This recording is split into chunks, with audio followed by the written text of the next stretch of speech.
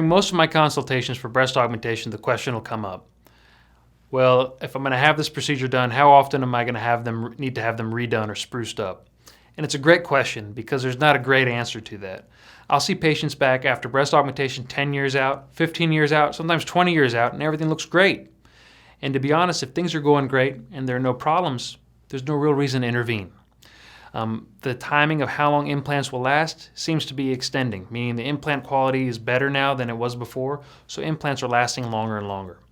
What typically changes is that your implants could get hard or they could rupture, and if your breast change shape or volume or something happens, that's a good reason to kind of evaluate what's going on and possibly intervene and change things out.